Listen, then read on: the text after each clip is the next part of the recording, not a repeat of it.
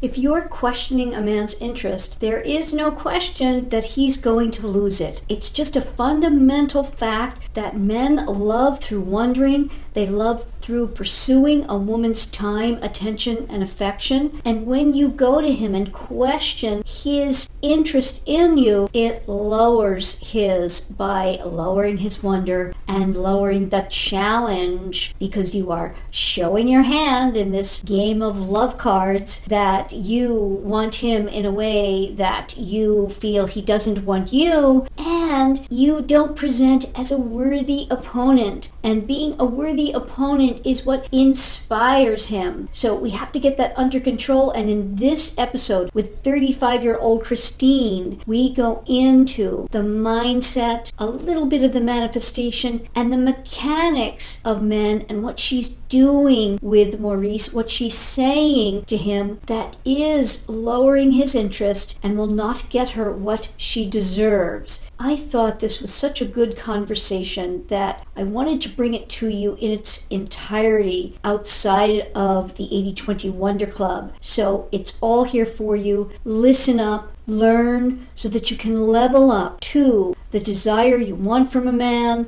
and that inspires him to make the commitment you deserve. So without further delay, let's get right to this episode with Christine so that you learn from this Wonder Woman's experience how to best make him wonder. I feel like you've gotten me unstuck. I really needed that framework for going forward, and I feel like you gave that to me. Whatever I've been doing hasn't been working. Might as well try a different strategy. Thanks to you, Paula. I'm glad I found you. Thank you so much, Paula. I really do truly appreciate you. This was awesome. Sick of sacrificing or settling in your romantic life? Welcome to Make Him Wonder with Coach Paula Grooms, where women struggling in real relationships ask the expert. Unscripted, unfiltered, understandable coaching conversations to help passionate women succeed in love. Hi there, and welcome to Make Him Wonder. I'm your host, Coach Paula, a dating and relationship coach for women, licensed social worker, and author of the book, Why Won't He Commit? How a Man Decides to Make You the One. I help you find a Mr. Right, get an ex back, or grow an existing relationship with a man you truly desire to inspire his continued interest for the relationship of your dreams.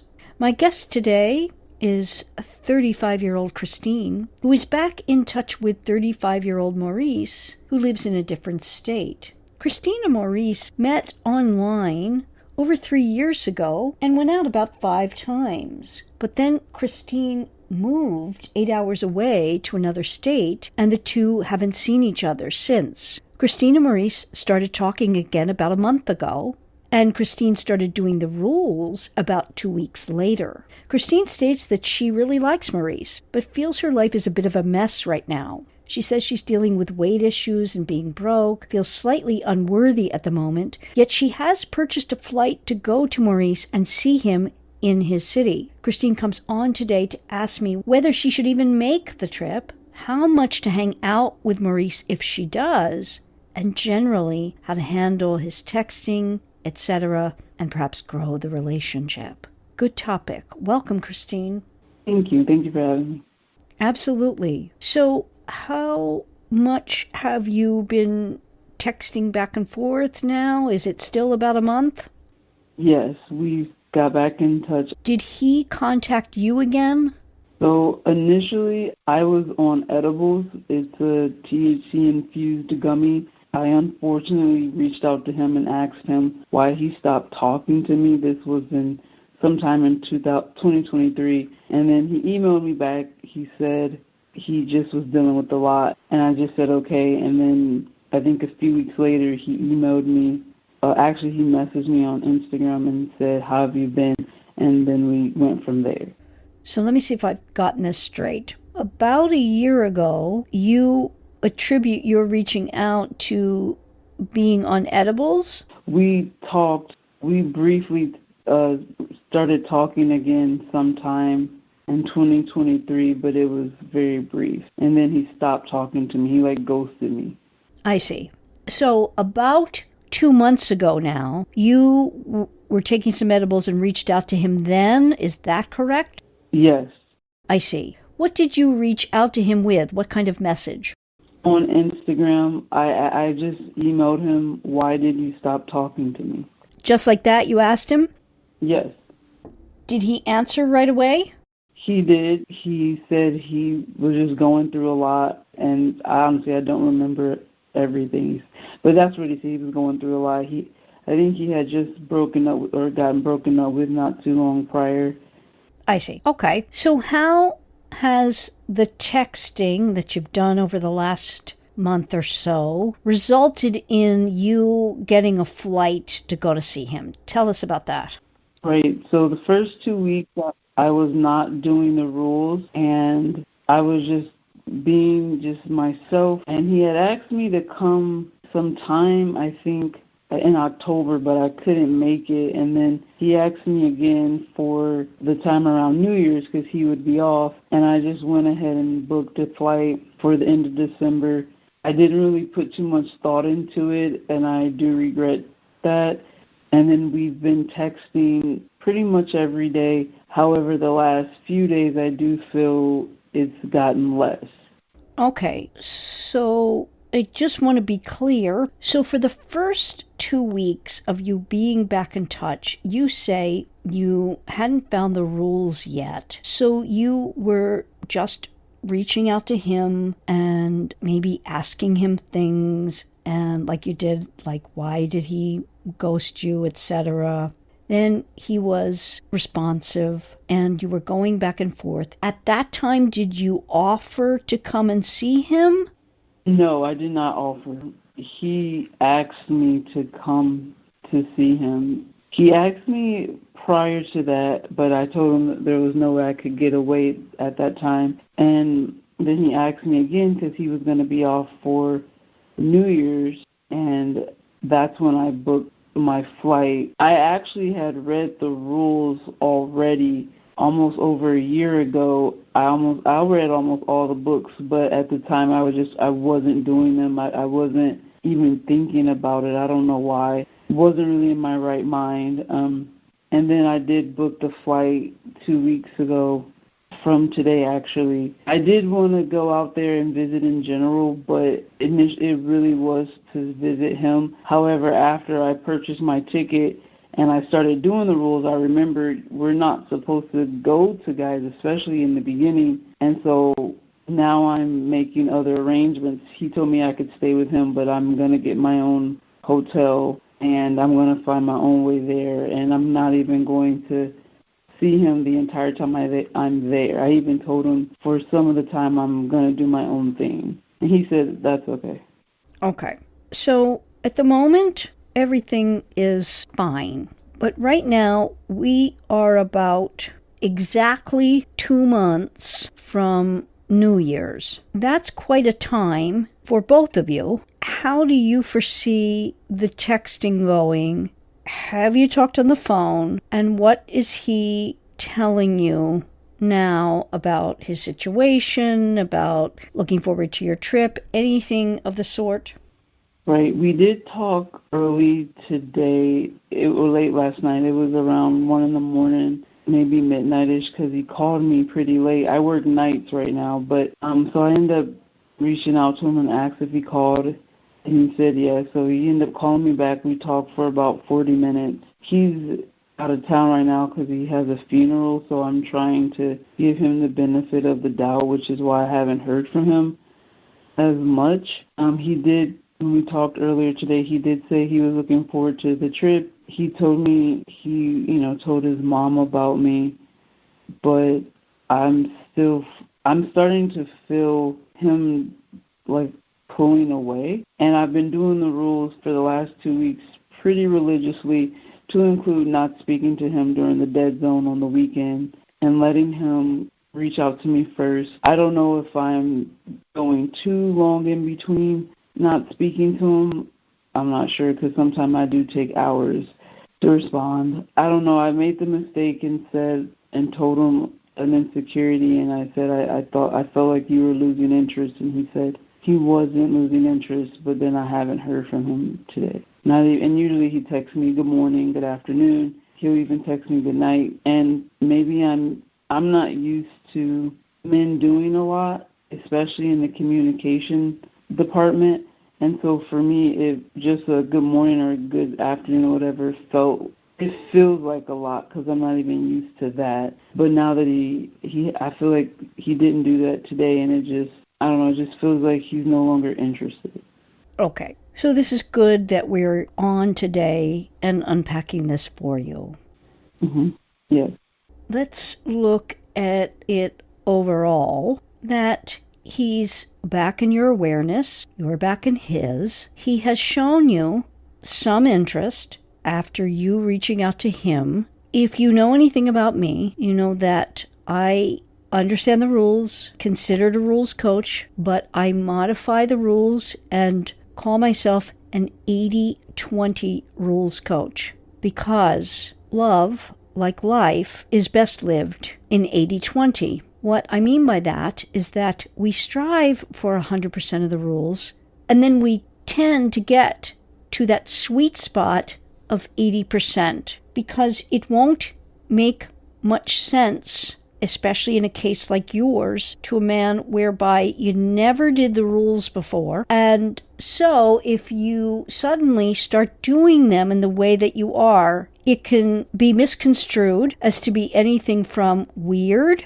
to no interest at all. And it doesn't necessarily work to make the man wonder, which is a positive thing. It can simply make him confused or frustrated.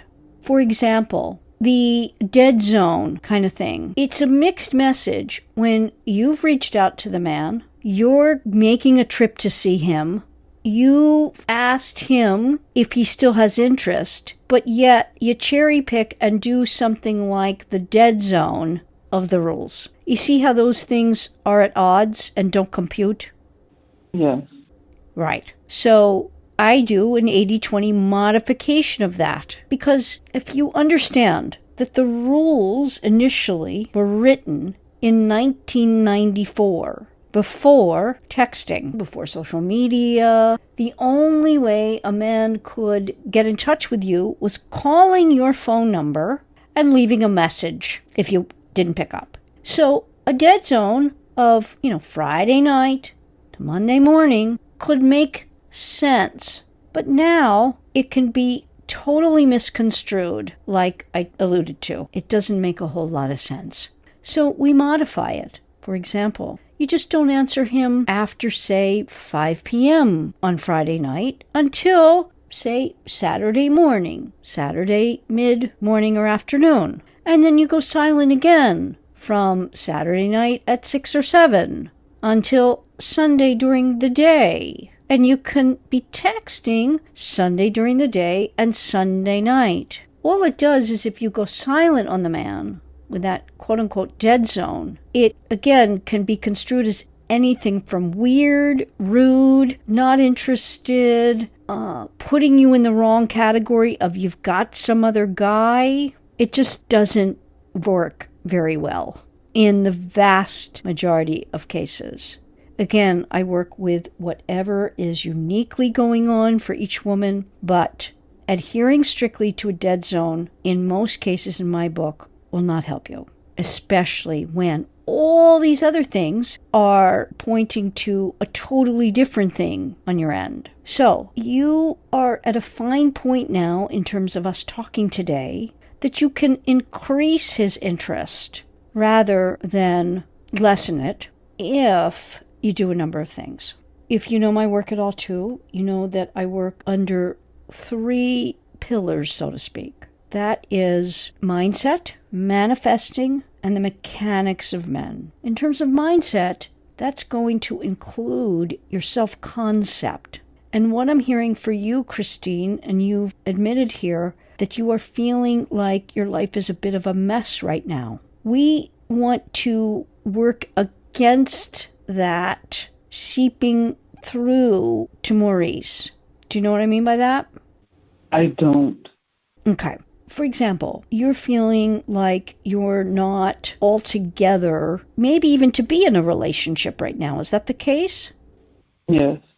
Okay, so let's chunk this down for you because I think that'll be helpful. But overall, what you're saying is I feel less than related to him or in relation to Maurice. Would you say that's fair? Yes. Okay, so right away, we've got to switch that, even if you don't feel it. This is where it gets tricky, because if we show a man that, it doesn't inspire his interest for a number of reasons. But generally speaking, men, in terms of wanting a real relationship and falling in love with someone, he must feel you're at least on equal footing, if not a smidge above him, so to speak, and that you are a challenge. Do you know what I mean by that? Yeah, in a way I understand as far as being a challenge, like not being too eager or not giving too much of myself too soon, not pursuing him, letting him pursue me. Is that what you mean? Yes, and that would go under the category and pillar of the mechanics of men and what you do and your behavior. What I'm talking about is the way you feel about yourself, knowing that you are a gift to a man, that you embody all that is needed for him to be inspired by you, to want you in all ways. And right now you're saying, I don't feel like that. Is that right? Yes, that's correct. We have to act as if. We have to get you to embody that feeling, because that works to actually predicate your behavior. So this mindset is to bolster your self-concept, and then you attempt to act from that self-concept. For example, if you embodied that self-concept, you wouldn't even consider the fact that he might be losing interest in you.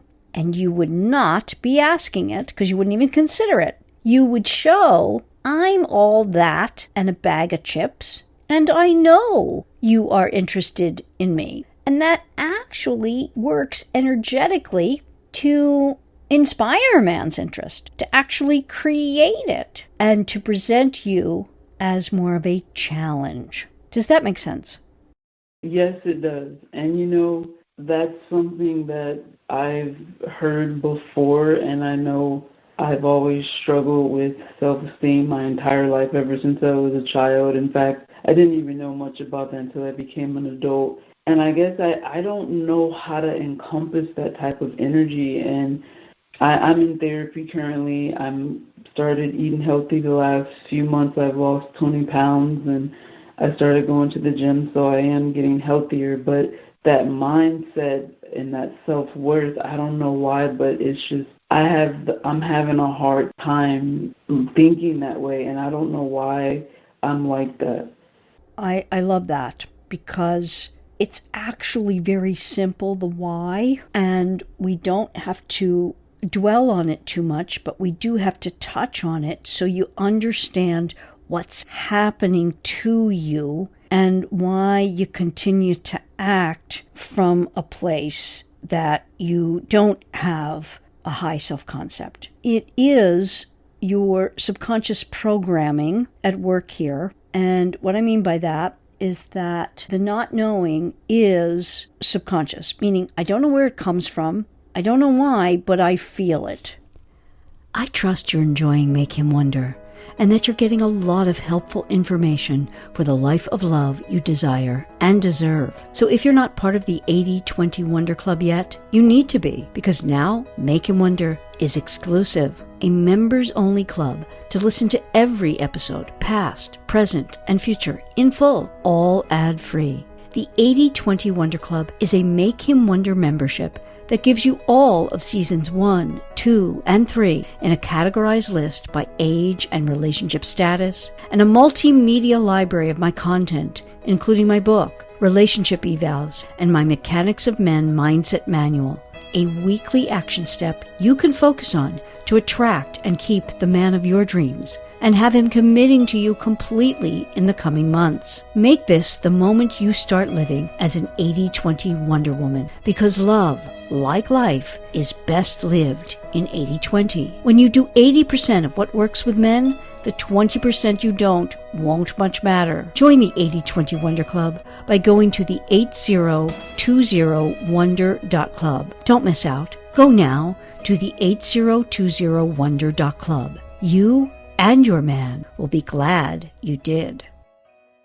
Okay, somewhere in your earliest childhood experience as an inexperienced, unknowledged baby from birth to age 7, you intuited energetically and in all ways from everything you get verbally, non-verbally, that you were not up to snuff. Now, doesn't mean that your parental figures felt that, meant to put that feeling in you. No, but it occurred. And in a lot of ways, doesn't matter how it occurred. All that matters is that you have that programming that makes you feel less than. Do you have any idea what it might have been for you that happened during that time of your life? Because there's typically not a lot of memory before age 7 for anybody,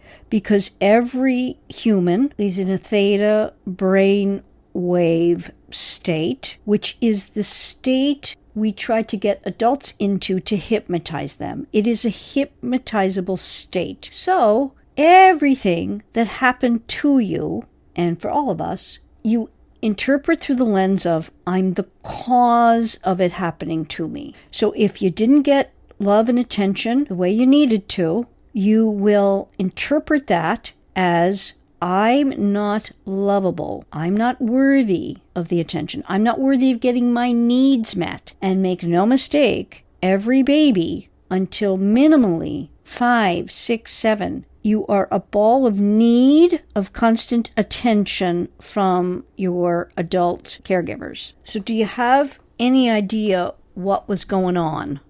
Well, I know my mom was a younger mom. She got pregnant with me at 18. I was molested at a very young age by my uncle and my cousin. One was a teenager, one was 14, one was 9. I don't know how long that happened. I never got therapy. My dad left. He wasn't around very much. I did see my mom involved in an abusive relationship, and I saw my mom was trying to date different men, but it never worked out. I had to take care of my siblings all by myself. My mom was very insecure of her own self, especially her weight, and she definitely projected her insecurities onto me. I was bullied all the way up until high school, and so far that's all I got. Yes, this is trauma, Christine. So first off, you want to give yourself a lot of kudos for being the woman that you are now. Okay, you're dealing with weight issues. Look what you've done. You're working on it. You've lost 20 pounds. That's major. I want you to give yourself a huge star, hug, anything that will give you the feeling of wonderful job. Amazing. If you, and for anyone who sustained any kind of physical, sexual abuse at that time of your life, this is trauma with a big T, and it is why you actually sustained the bullying you did and why you've had trouble in your adult life. But the good news is you're working on it and you can change it. You can override the programming you had, because you see, when trauma like this happens at the age it did for you, the natural psychological state, and there's no human that escapes this. Not one of us escapes it, because it just is the natural development of the human being. And that is that everything that happens to me from birth to about age 7, which we know is the age of reason in psychological areas, everything is not that we are a victim of it, but that we fundamentally are the cause of it. So when we are treated in any negative way, we interpret it through the lens of, I'm the cause of this mistreatment. there's something fundamentally wrong with me and why I'm getting this treatment. Why I'm receiving this treatment is because I'm X. That X can be everything from not smart, not attractive, not, and you can fill in the blank with anything. And they're all wrong because you were a victim. It was nothing you did. It wasn't who you are that prompted it in any way, shape, or form. But your subconscious is still living there. And what's really important, and hopefully you will do this type of work in therapy, is working to override that programming with the messaging that you want to have in your subconscious mind, meaning that you are all the beautiful, wonderful things in life, just as if you were rearing a baby yourself. In other words, if you had a little baby girl right now, boy too, it would be all the messaging you would want to put in their subconscious mind. You're loved, you're beautiful, you're smart, you're everything Mommy has ever wanted. You are loved so much, and I will protect you. You are safe, you are secure, you are healthy, whole. You see? Yes, I think that was one of the most beautiful things I've ever heard someone say to me. And we're going to work for you to tell yourself those things.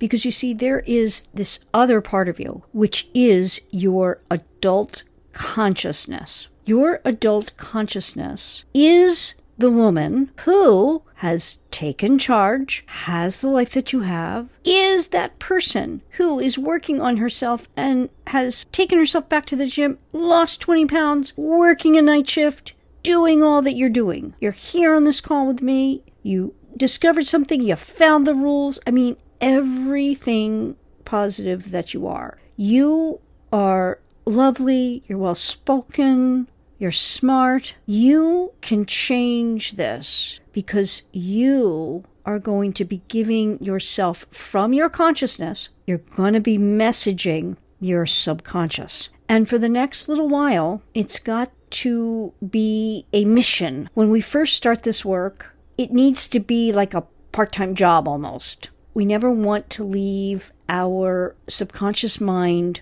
alone. We need to be feeding it the messaging that we want. And there are many different ways to do this.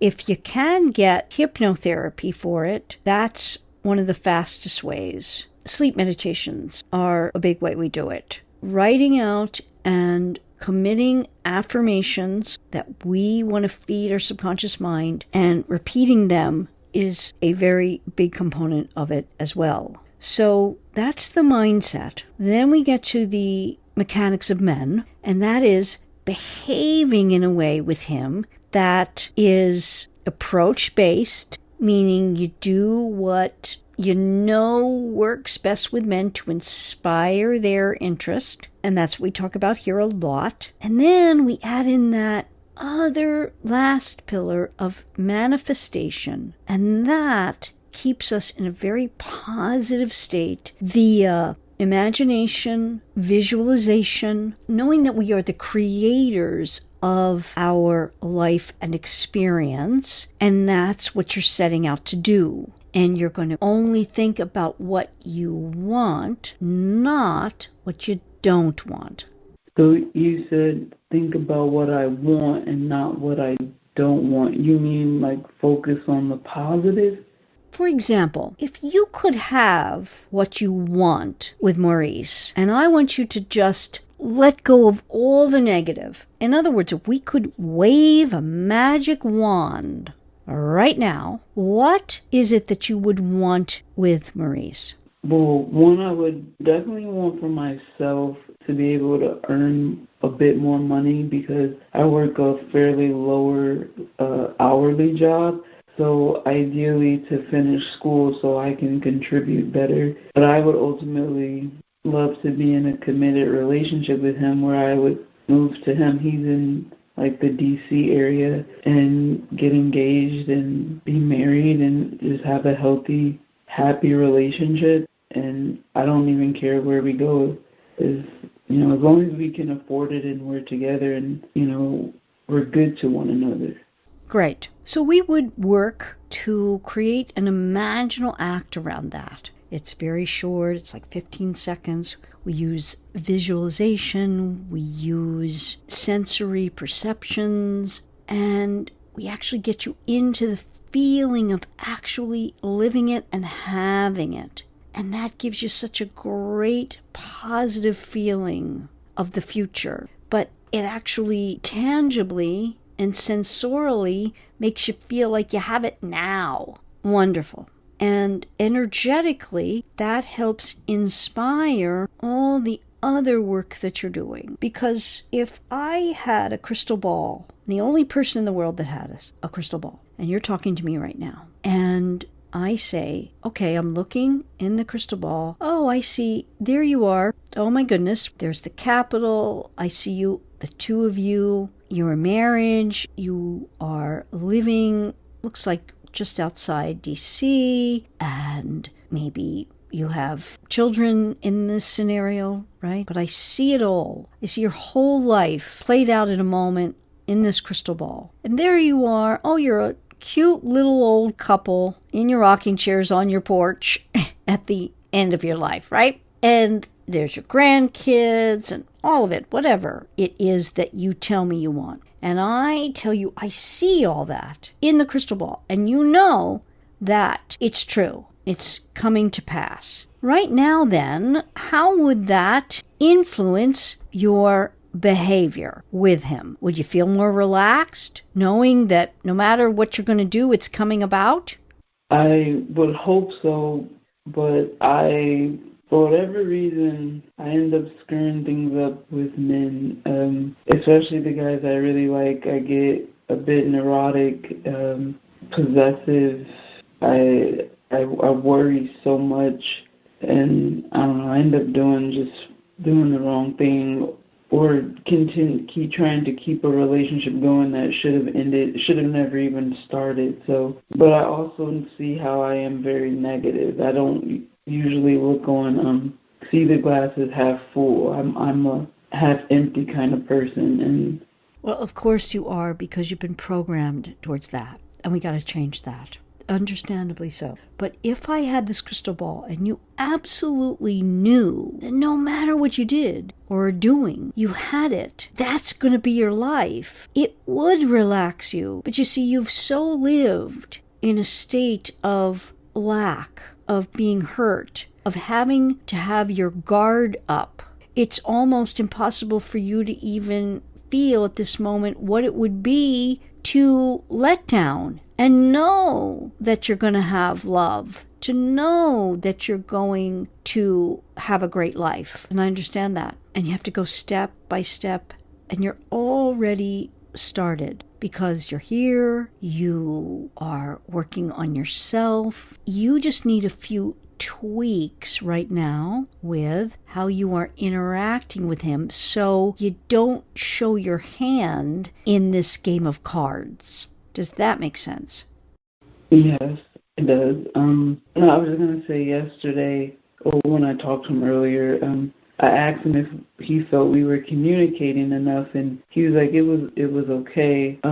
He said, but I work days, you work nights, so we communicate when we can, but he didn't seem like he had anything to say about, like, the weekend. I was trying to see if he was going to say anything about that, but he didn't. And what's happening for you, Christine, is that your awareness lives in a state of being alerted to what negative things are going to happen instead of all is fine, all is good, all is well, you are safe, you are loved. Makes complete sense. And you are going to have to learn how to give that to your subconscious mind from your consciousness, having faith that it is the way and it will work to override, because it's just a lie. You see, everything that we take in in our subconscious mind. And mind you, everything is taken in by our subconscious mind. And like I said,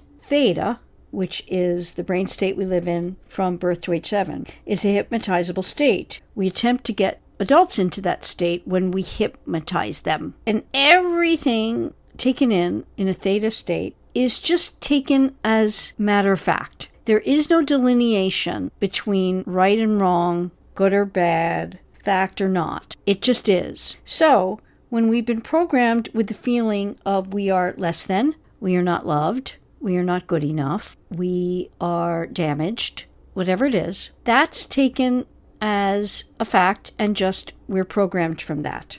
It's a lie. We have to feed ourselves the opposite message so that we help ameliorate the lie. The subconscious is for everything. Everything we do runs on a program. It's very easy to see a program in something like we do both physically and mentally. For example, driving. And driving speaks to the fact that we can program our subconscious mind even well after we are in theta state. For example, most all of us start to learn to drive around 15, 16, 17, even later in some cases. But we start to learn it. And at first, everything's foreign. And after you put in a certain amount of hours doing it and you learn it, you can get in the car thinking a million different things about different things. You don't have to even engage your conscious mind. You run the program, you drive, and you get from point A to point B. Sometimes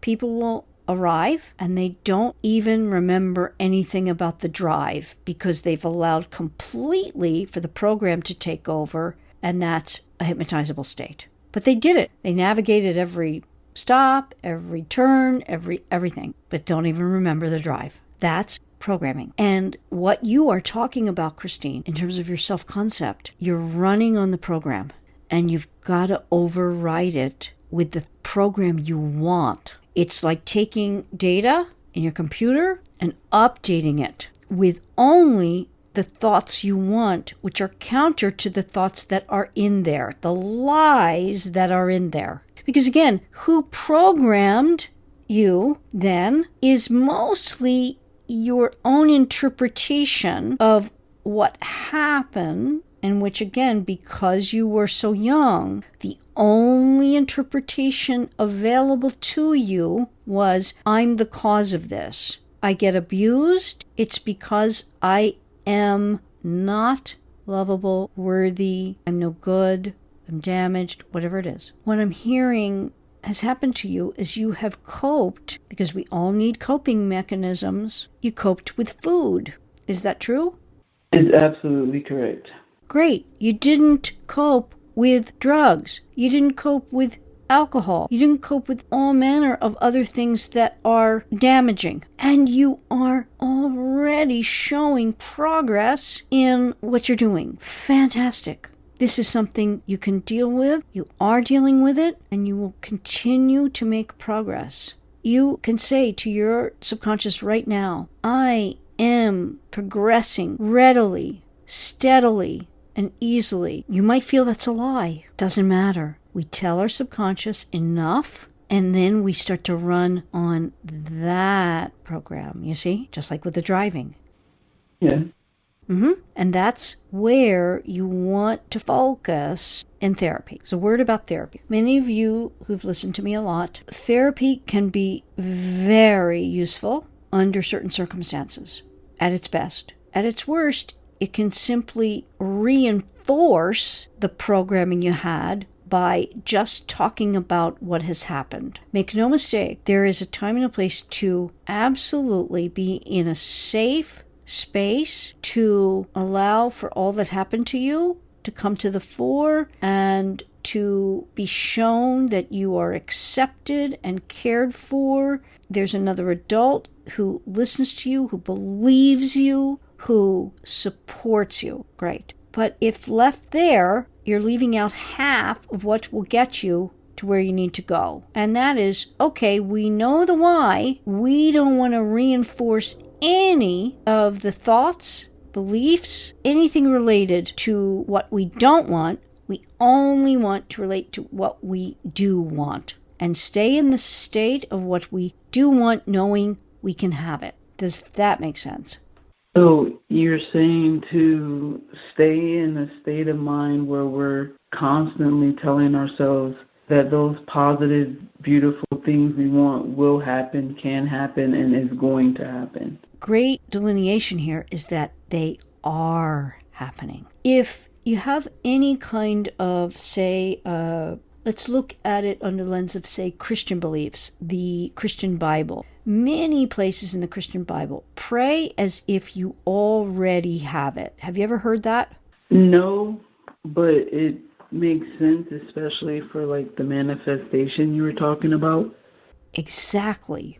Many people will say that the Bible, both Judeo and Christian Bible, Torah, what have you, is the greatest manifesting text ever written. And yes, right? So this doesn't go against certainly any Judeo-Christian principles, precepts, beliefs, what have you. It actually works along with it. And you can find information about this. I love an older video of Joseph Alai, A-L-A-I, on YouTube. He titles it Unmaking the Maid, M-A-D-E. It's an interesting title. It doesn't really belie what it's about. But he, with a whiteboard, very basic video about the Sumerian, Hebraic, the symbolism, all the wording of why the Bible is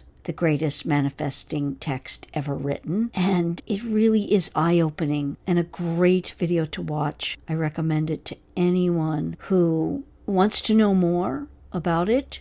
For example, he goes over the symbolism of, in the oldest text ever written from the Bible, the name Jesus, the symbolism for it and what it means. And I love this because it actually breaks down to the word Jesus to I am. And it is why everything we put after I am, we become. So when you say, I am having the life of love and happiness I desire, I am becoming all that I want to become. I am having the beautiful life I love. I am creating a life of health and wealth in all ways. I am destined to have. You see, the I am, and Neville Goddard manifesting people and devotees would say, my I amness.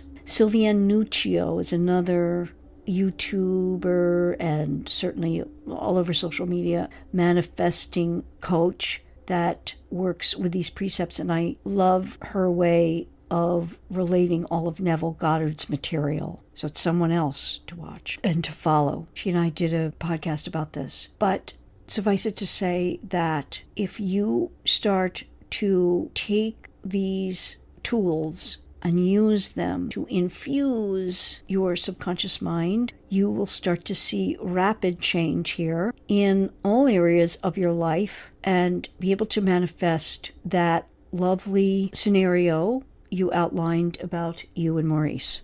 Okay. So what questions do you have for me related to exactly what you do from here? Because I know you asked, should I even be going? Right. And I appreciate you saying the 80-20. I learned about the 80-20 rule when I was in cosmetology. But it was a little different, but still the same concept. Yes. Because I have been trying to do the rules like perfect since I started, but I think I've been almost doing them a little too, like, where I literally will take 5 hours to respond to a text message, and I'm like, that may be too long.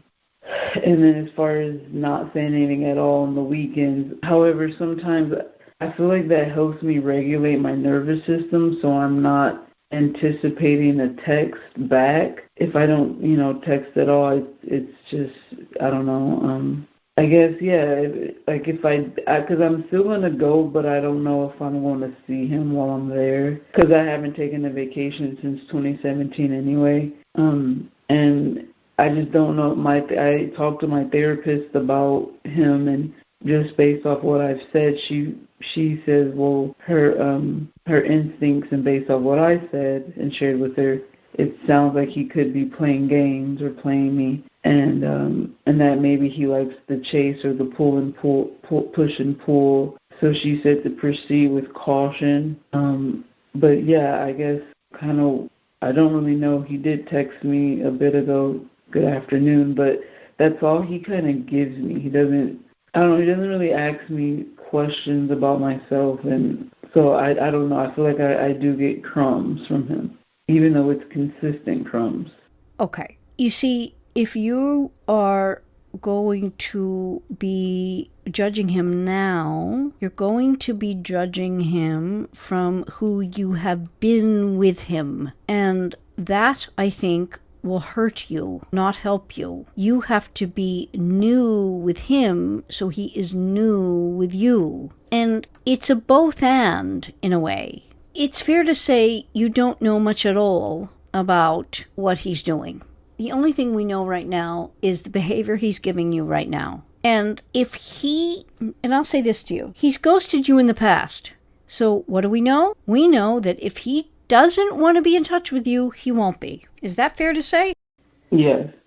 Okay, so what do we know then? He wants to be in touch with you. But right now, to be putting this man through the hoops of he has to prove it to a certain degree, I don't think will help you. You contacted him again. Okay, he's showing you. Okay, I'll be in touch, but I didn't start this. And if you're going to be too weird about it, you're 8 hours away from me. I don't know how this will work out. I'm just a guy living on top of time, meaning whatever's happening for me right now is where I put my focus. Men are hunters. That's what they do. You as the woman have to do the mechanics of men and see where you get. But to judge it now, I think, is really precipitous. He likes you enough to be in touch with you and says, okay, come to see me in January. Since you already have booked this ticket, and I assume you have old friends from there? No, he's in a new state. I met him in Michigan, but now he lives in D.C. Ah, okay. Have you been to D.C. before? Is it something you want to do even if he doesn't work out? Yes. Great. Fundamentally, you're going to have to start to see this under a lens of what is possible. Right now, today, Neville Goddard and his devotees would call it, today is the dead world, meaning we are living today what we have manifested previously. Okay. Does that make sense? It does. Great, because if that makes sense to you, you are way ahead of the game. What you are going to manifest today, and what you are manifesting, because make no mistake, we are all manifesting all the time. We are manifesting both good and bad. That's why it is up to us to be manifesting what we desire, not from our negative thoughts, but from what we desire and what we want. And I have seen this turn around in such huge ways for my clients. I'm thinking about one just recently whereby they have had so many breakups. And this last one, she just decided, nope, not going to go back to what was. I'm only going to manifest what I want. And she went no contact months ago. There was no indication that he would be coming back with, in the 3D world anyway, with what she wants. And just this week, the note that he sent to her, pretty much conveying everything she manifested that she would want, it was mind-blowing. Even for those of us who understand that manifesting does work. If you're here, you might have heard the episode with Anna when she was on for, I think, the third time and updated us that there was little hope for her in the country she was living in to ever be finding love, and we just decided, let's go with manifesting over the relationship she had. She let the relationship go. She only manifested, did nothing else but manifesting. And within a month, she met the man who is now her husband. These incidents happen with my clients, with myself. It is life-changing if you allow it into your life. You've already started, Christine, working on yourself. This is just the next step. You can do this. We want to get you in a state of knowing that you can have what you want, of enjoying life, enjoying his attention, rather than questioning it at every turn.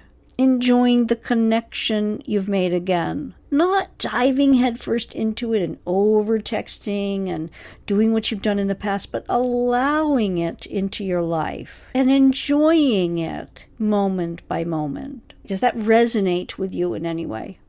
It does.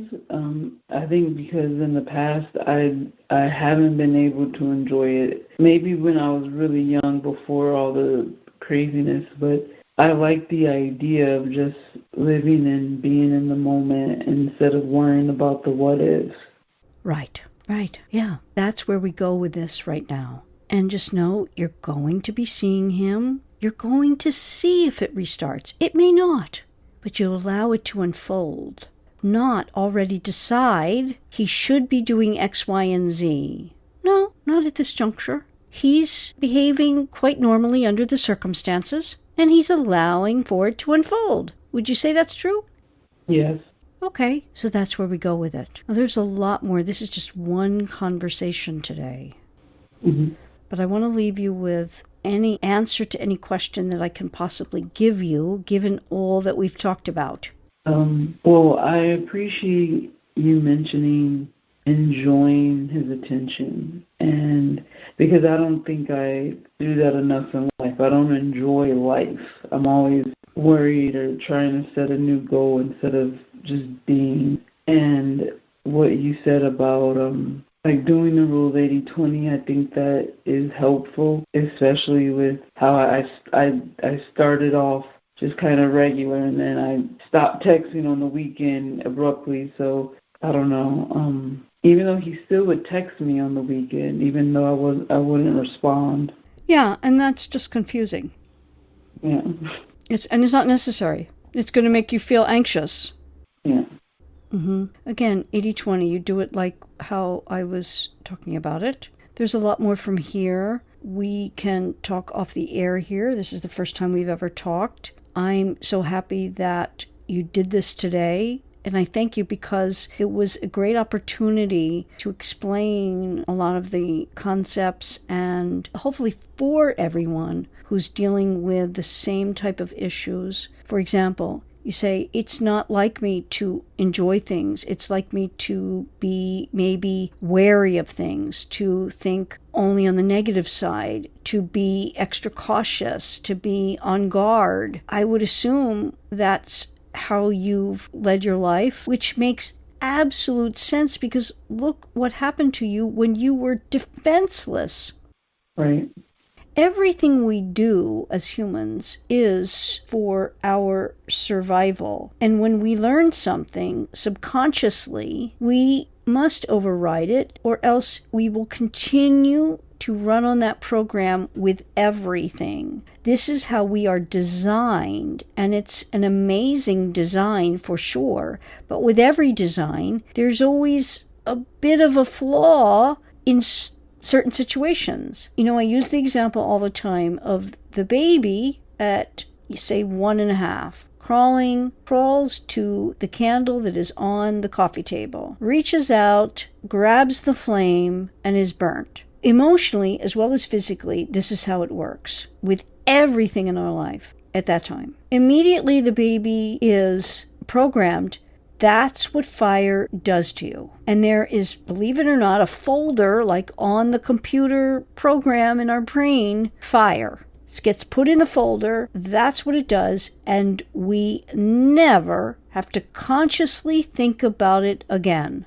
That's the beauty of our conditioning. Think about it. If we didn't have a program like that, You'd have to be relearning stuff like that all the time, and we wouldn't even survive. That's why it's on the program. And with everything that happens to us, it's the same deal. We have to override it. We start to override it with everything that we do because we then mold it to what works. You cook, you enjoy, you're the same baby that got burnt like that in your hand, but you healed, and you have a healthy respect for fire. There are people who are the sword swallowers with the fire on the end of it, and they put the flame out down their throat. They are no different than all of us, because there isn't a human alive that hasn't been programmed and had that file in their folder, fire. But they override it. The people who walk on hot coals override it.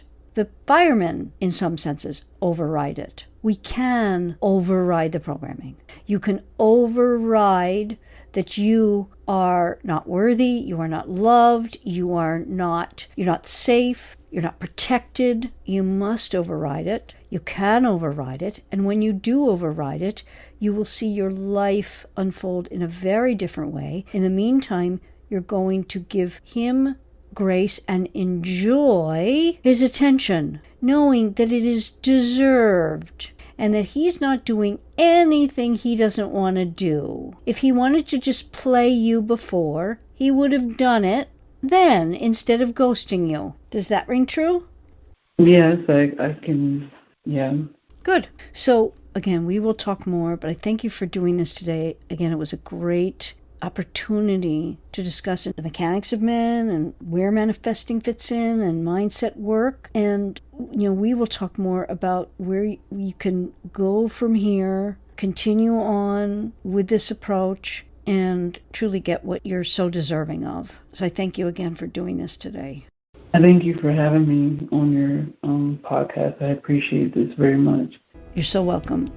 I trust you got a lot of great information and gained valuable insight from this real coaching conversation that you can use to help you in your romantic life. It's why this podcast exists and why there are several episodes that I choose to bring to you in their entirety, like this one. But you may not know that 98% of Make Him Wonder episodes are only partially available on YouTube and podcast listening platforms. And because I don't want you to miss out on getting the results you desire, I invite you to check out the 80/20 Wonder Club, an exclusive membership-only club of the Make Him Wonder podcast, where you get each episode in its entirety, ad-free. Over 150 episodes with a real woman coming to me with a real-life love situation like you just heard, all categorized by age and relationship status. So you can choose episodes that pertain to your unique situation. Categories of 20s, 30s, 40s, and 50s, getting an ex back, situationships, dating divorced, older women, younger men, and so much more. Plus, all new episodes the moment they're formatted and ready to be aired. No waiting for partial episodes to drop here on YouTube or your podcast listening platform. The 80/20 Wonder Club also includes my Making Magic with Men Mindset Manual, a weekly video series of mindset and mechanics practices for you to do at your own pace each and every week. Join the club monthly and cancel at any time, or save by committing to a 6 or 12-month membership. And not only will you save by committing to more, you'll receive a full coaching intensive experience where you'll be talking to me personally. You choose the date anytime during your 12 months, and I'll be answering all your questions on getting what you want with the man you want. Don't miss out on how to make your man wonder in the right way to have the results you desire and deserve. Go now to the 8020wonder.club. That's THE8020wonder.club. You and your love will be glad you did.